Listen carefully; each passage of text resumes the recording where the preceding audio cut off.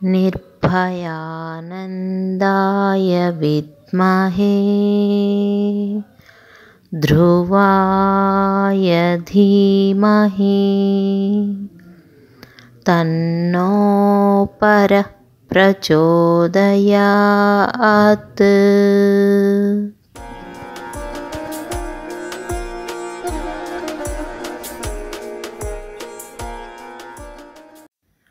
లేని ఎరుక స్థితిలో ఉండి ఇచ్ఛా నిర్ణయాలు లేనటువంటి గురుపుత్రుడు దేశికవర్యుని కృపచేత ఆసువుగా వ్యక్తమైనది ఈ జ్ఞానగంగా ప్రవాహం.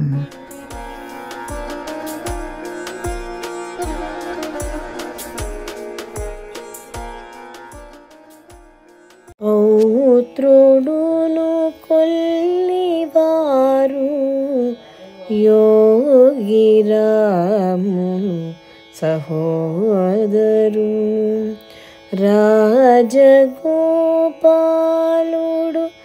మదీయ మాతృమూర్తి చేరిరి పరమపదము కాలాంతరమున తగురీతినది చిరుణము నిస్సంగి నిర్వికారి నిరాశి నిర్మోహి నిర్మలతన ఆశాపాశ వికార సంజనిత సంకల్ప శూన్యమాలిన్య ముఖింతయునేక కాలాతీతుడు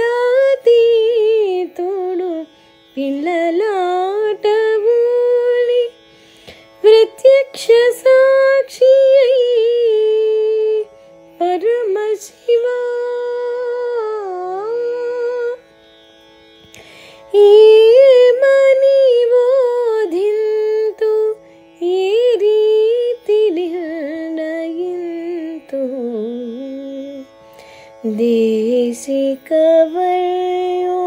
కృప స్వామి నిర్భయానంద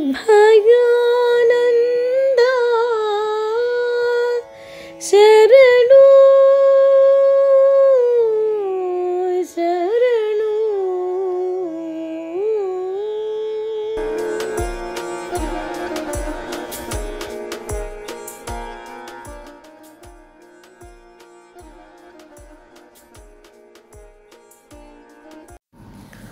రుణానుబంధరూపేణ పశుపత్నిసుతాలయాః రుణక్షయే క్షయం యాంతి కా తత్ర పరిదేవన అన్న భాగవతంలోని బోధను అనుసరించి జ్ఞాని జీవించిన వైనం ఈ పద్యంలో తేటతెల్లమవుతుంది.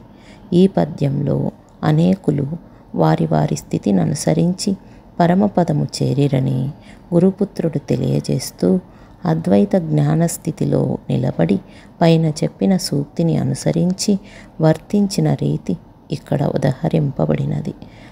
దేహము చాలించిన వారు బాంధవులు స్నేహితులు ఎవరైనప్పటికీ కాలాతీతమై నిరంతరాయంగా సత్స్థితి యందు నిలకడ కలిగి సర్వమునకు ఆధారమైన సంకల్పస్థితినే మీరి శూన్య సర్వంబులకు సాక్షి అయినటువంటి స్థితినున్న జ్ఞానికి సంగత్వము మోహము అన్న వికారిత్వమెక్కడా ఆశాపాసములెక్కడా అనేక బ్రహ్మాండములు వచ్చిపోవటయే పిల్లలాట కాగా రుణము దాని ద్వారా ఏర్పడిన బంధముల పట్ల తాను ఆసక్తుడవునా అటువంటి జీవనమే పలువురికి ప్రత్యక్ష సాక్ష్యం ప్రమాణం. అదే శాస్త్రం.